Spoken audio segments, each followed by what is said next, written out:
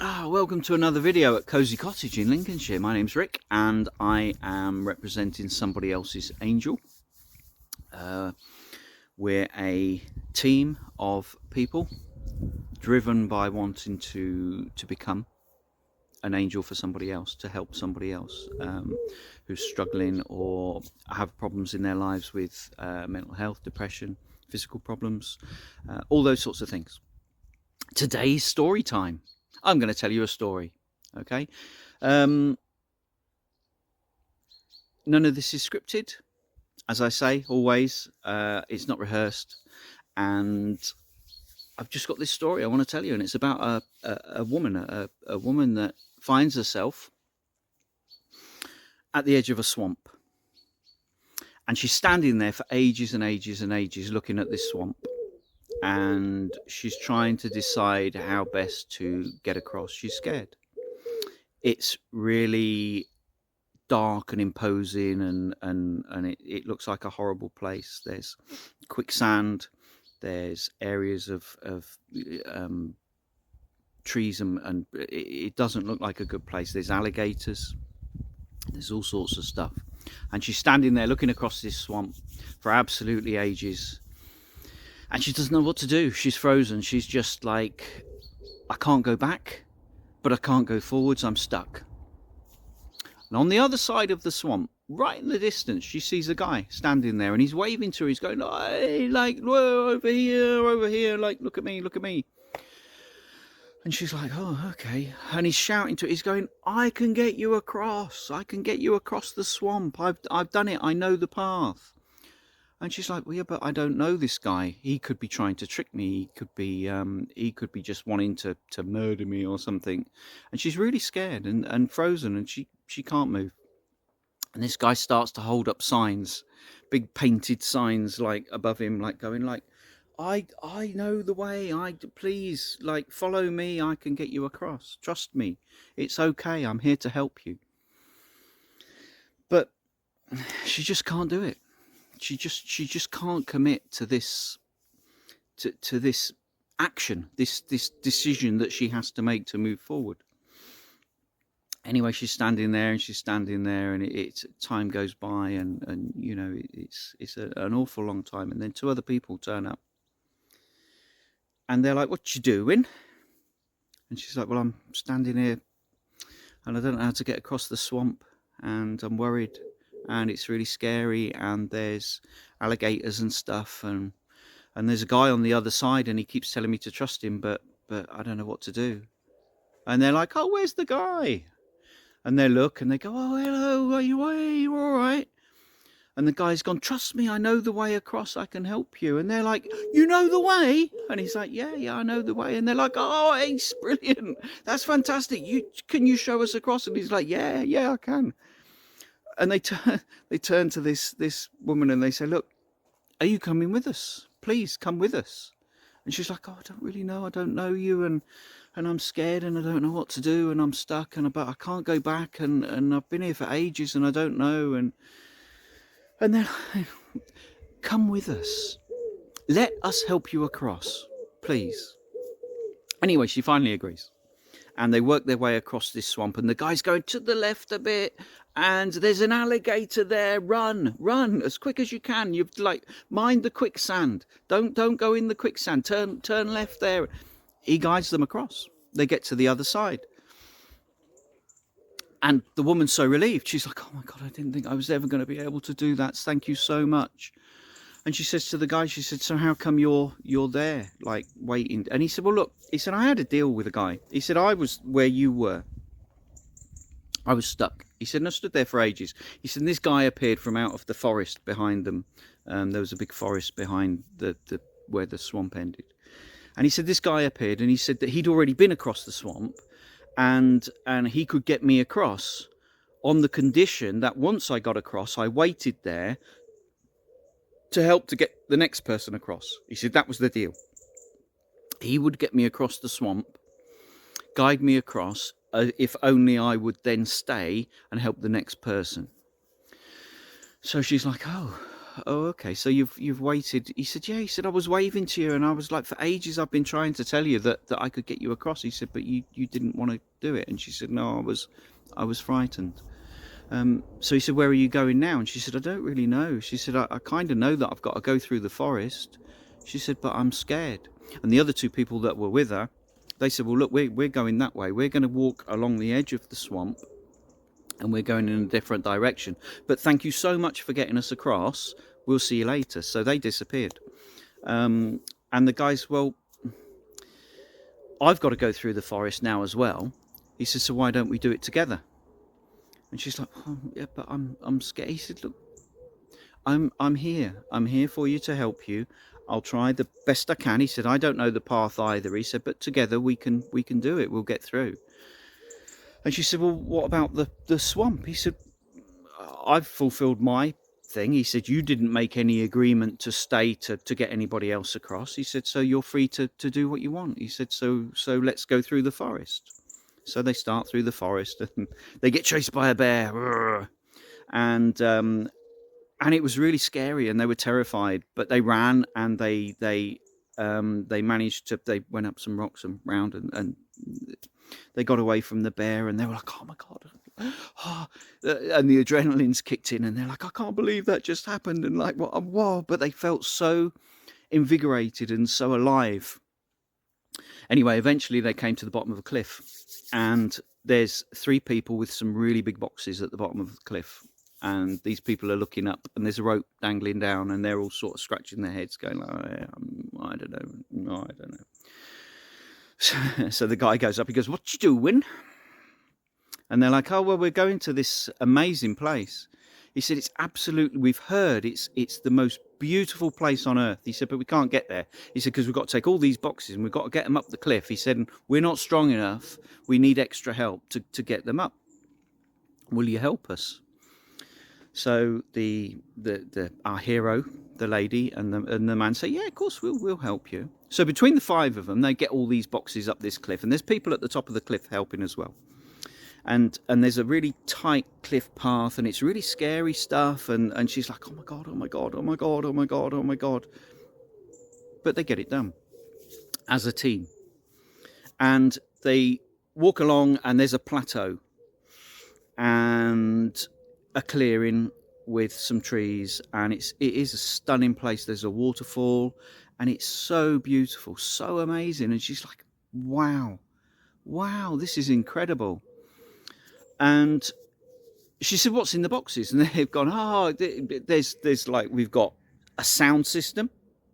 We're going to have a disco. We're going to have a party. We've got food. We've got drink. We've got other people coming from different directions, from down from the top of the mountain and from around the side of the mountain. And we're all going to have a big party, a big festival on this plateau. And this plateau overlooked a beautiful valley. It was incredible, absolutely stunning, like the best place on earth. So they had this party, and our hero and his and a friend had the most amazing time. I mean, they're like, "Wow, yeah, whoa, like, yeah, party," and it was absolutely the best time of her life. The next day, it was all packed up, or 3 days later, I think it was a long one. They all packed up and put all the stuff away, and everybody started going in their own different directions. And she's like, "What do we do now?" And the guy said, "Well, we've got to carry on." And 2 or 3 other people, I mean, about 5 or 6 other people said, we'll come with you. We'll all go as a group. It'll be brilliant. So they're like, oh, okay, well, we're going to go up this mountain path. It's a climb, but we're going to go up there. And because if we want to get to the other side of the mountain, we've kind of got to go that way. So they're like, yeah, we'll all go together. So they've all set off, and it's about halfway between the top of the mountain and where they are, and it started to rain, and the rocks started to fall. There was a landslide, and one of the girls that was in the group, she got hit by a rock and thrown over the side of the mountain, and everybody was devastated, absolutely devastated, that, you know, and they really liked her. She was a really wonderful person, and she was taken away from them. But because they were running away from the landslide themselves, yes, they felt sad, they felt grief, they felt the pain of loss, but there was their own survival, their own need to survive. They had to keep going. They had to keep going. Anyway, they've got further up and around the mountain, and there's this really strange guy sitting on a rock, and he's looking, yeah, not a nice person. And our hero and her friend, the lady that stood on the edge of the swamp, she knew straight away that this guy was up to no good. It was a gut instinct. She felt it in her body, and she trusted her instinct. And this guy's like, I know a shortcut. He said, if you follow me, I know a shortcut through the mountain. He said, you just go down here and I'll show you the way. He said, you don't have to give me anything. It's fine. I'll show you the way. And our heroine's like, nah, thank you very much. I'm not going with him. He's proper creepy. Some of the party did. They said, oh no, yeah, shortcut. Woo, let's go. So they went with him. Our heroine, our hero and her friend and a few others carried on around the path. A little while later, they're all sitting having a rest in a cave, and one of the party that had gone into the cave with the really strange man caught them up, and she was battered, she was bleeding, she was in rags, and they're like, what happened to you? And she said, oh, we got into the cave and down a dark passage and down another dark passage, she said, and then we were attacked and robbed and beaten, and you know, she said, I managed to escape, she said, but the others, they didn't get out. And the woman's gone, oh my God, come here. And she gave her a big hug, and they dressed her wounds, and they got her better, and she went with them, and they looked after her, and they helped her to try and overcome the feelings of pain and fear and everything that experience had sort of given her. And they kept going, and they went round, they carried on up the path, and they met an old soldier, an old warrior, and a couple of his friends, and they got talking, and the old warrior said, what happened to your friend? And they explained the situation, and they said, there's this guy, and he's luring people in to the mountain, and then he's robbing them and murdering them and stuff. And he's gone, okay, all right, see you later. He said, nice to meet you. So anyway, this soldier and his friends go and they sort the problem out. I'm not going to say any more than that because there's no point. They sort the problem out. And this is about karma. So this is about a karmic message that bad people will eventually get what they're coming, you know, what's coming to them. Someday their karma will turn up in some form or another. Anyway, our group carry on, and they meet these people with skis. And they're all carrying their skis on their back. And they're going, where are you going? Oh, well, it's coming up to winter soon. And there's going to be snow everywhere. And we're going skiing. And some of the group have gone, God, well, we've never been skiing before. And they're like, come with us. Come and have a go at skiing. It'll be brilliant. So our heroine and her friend, they go and they have a few months skiing. And it was absolutely fantastic. Another experience that she never, ever thought would be possible. And it was just, yeah, it was wonderful.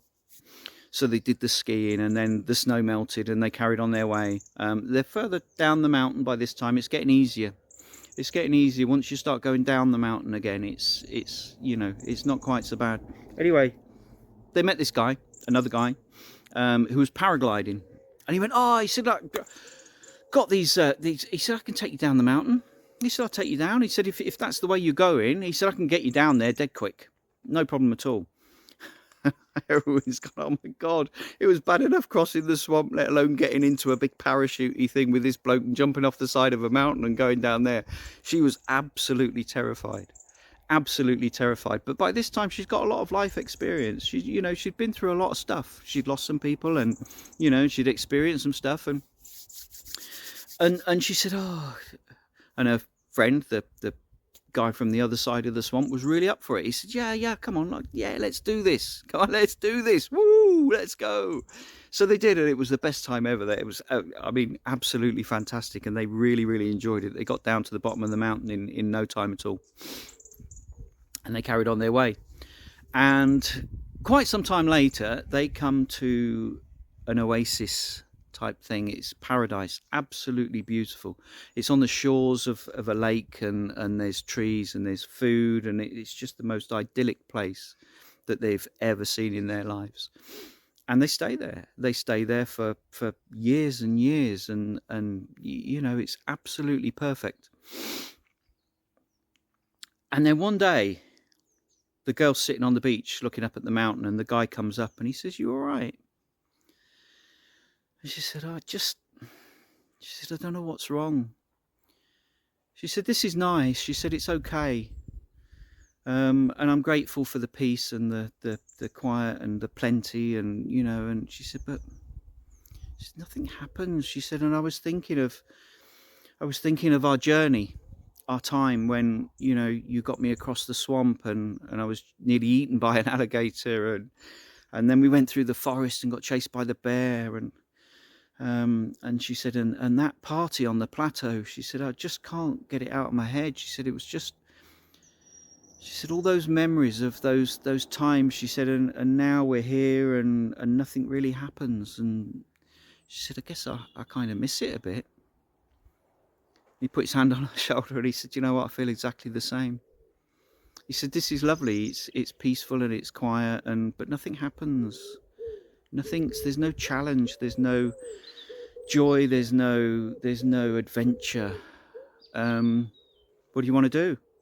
And she said, "Well," she said, I was just wondering whether it would be possible to maybe leave this place and set off and possibly go back to the swamp and see if somebody else wants to cross, if somebody else is there waiting like I was, to get across, and maybe we could help them across, and maybe we could go a different way around the mountain and through the forest, or maybe we could find a different path and go on some more adventures and do some more stuff." And they stood up and they hugged each other, and they said, "Yeah, let's do it.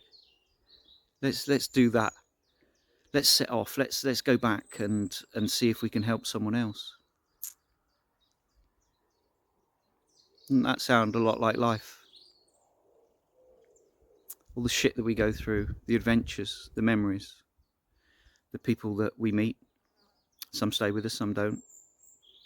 We go through some tough times, some good times.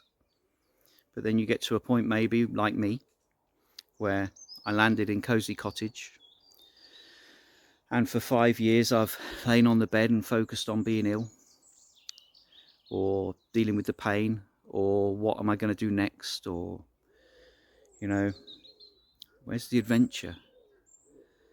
Where's all the stuff? All the things I went through, all the adventures, the riding around Europe on my motorbike, and the expedition across the Sahara that I did when I was 20. All the people that I met along the way. So this is my way of going back to the swamp and helping somebody else across. You can do the same. Maybe you haven't got to that peaceful part of your life yet. Maybe you haven't got to that oasis. Keep going. Get there. Take some time to relax. Revitalize, refresh. But don't stagnate. Don't just sit there and accept it and go, right, okay, this is my lot now. Come with me. Come with me back to the swamp. Let's help some more people across.